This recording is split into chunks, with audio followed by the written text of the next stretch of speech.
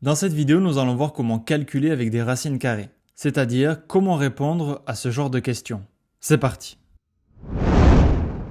Les propriétés sont les suivantes. La première, c'est que la racine carrée de a fois b, c'est égal à la racine carrée de a fois la racine carrée de b. La deuxième, la racine carrée de a divisé par b, c'est égal à la racine carrée de a divisé par la racine carrée de b. En gros, la racine carrée, ça fonctionne bien avec les multiplications et les divisions. Par contre, attention, la racine carrée de a plus b, c'est pas du tout égal à la racine carrée de a plus la racine carrée de b. En plus des propriétés à connaître, on va utiliser la méthode suivante. Première étape, on va décomposer le nombre qu'il y a sous la racine carrée comme un produit d'entiers avec un carré parfait. En gros, on va remplacer le nombre sous la racine par un produit de deux entiers et il faut qu'un des deux soit un carré parfait. Tu dois connaître les 12 premiers carrés parfaits. On a 1, 4, 9, 16, 25, 36, 49, 64, 81, 100, 121 et 144. Une fois qu'on a fait ça, deuxième étape, on va utiliser les propriétés des racines carrées qu'on a vues juste au-dessus. Prenons nos exemples. On commence avec racine carrée de 32. Il faut donc écrire 32 comme un produit de deux entiers avec un carré parfait. Donc on a par exemple 4 fois 8.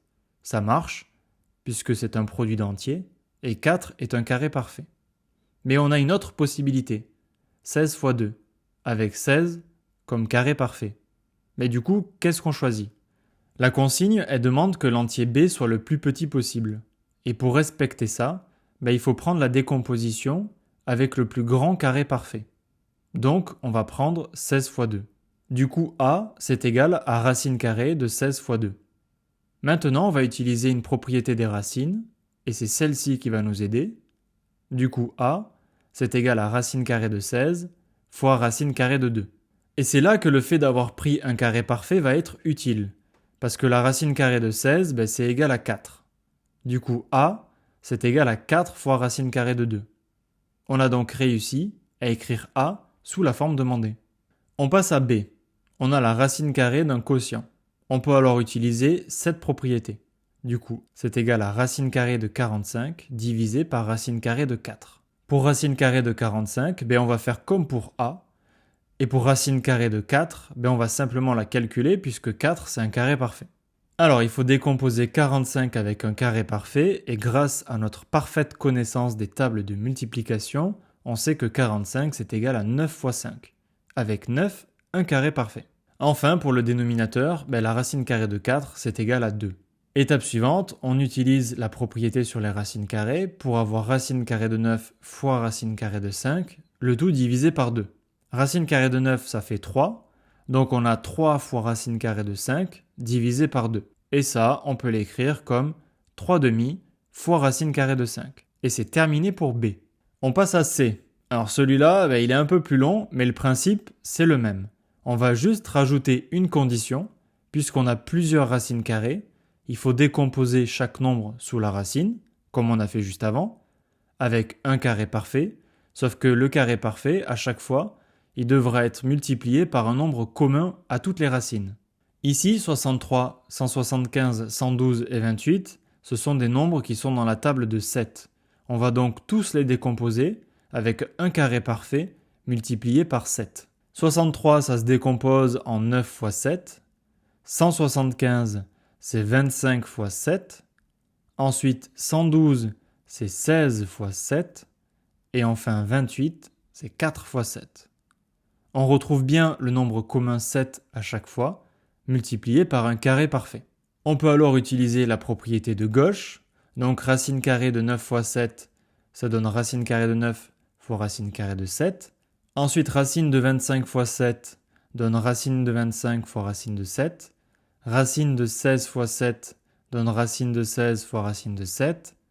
Et enfin, racine de 4 fois 7 donne racine de 4 fois racine carrée de 7. Alors oui, je sais, l'expression elle est longue, elle est pénible, ça donne pas vraiment envie, mais fais-moi confiance, on y est presque. On commence par 4 fois racine carrée de 9. Puisque racine carrée de 9 c'est égal à 3, donc en multipliant par 4, ça fait 12. On a donc pour le premier terme 12 fois racine carrée de 7. Ensuite, racine carrée de 25, c'est égal à 5. Donc multiplié par moins 2, ça fait moins 10. Ensuite, on a racine carrée de 16 qui donne 4. Multiplié par 3, ça fait 12. Et enfin, racine carrée de 4, ça donne 2. Donc multiplié par moins 7, ça fait moins 14. Allez, plus qu'une étape et c'est fini. Maintenant que nous avons les racines carrées d'un même nombre, ici c'est le nombre 7, on peut les compter. On en a 12, moins 10, plus 12, moins 14. Ça fait 0. On a donc 0 racine carrée de 7, ce qui est égal à 0. Eh oui, tout ça pour obtenir 0 à la fin. Avec les racines carrées, on peut te poser un autre type d'exercice. Et voici la consigne. Écrire les nombres sans racine carrée au dénominateur.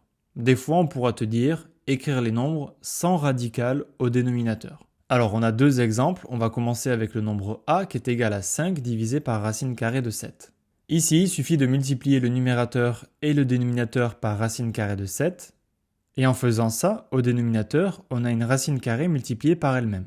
Et c'est exactement ce qu'on veut. Et oui, parce que racine carrée de 7 fois racine carrée de 7, ça donne 7. Et au numérateur, on a simplement 5 fois racine carrée de 7. C'est bon, on n'a plus de racine carrée au dénominateur. Alors ce nombre-là, on peut aussi l'écrire sous la forme 5 septièmes fois racine carrée de 7. Le nombre b, lui, il va être plus pénible. Eh oui. Pour s'en sortir, on va multiplier le dénominateur par la forme conjuguée. Mais du coup, la forme conjuguée, c'est quoi?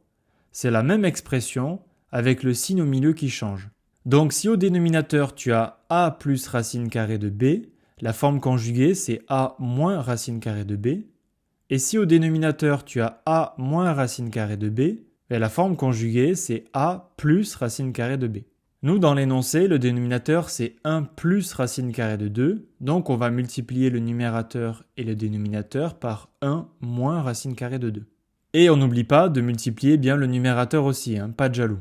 Mais pourquoi on fait ça? Parce qu'au dénominateur, on va avoir une identité remarquable. Et ça va être la troisième.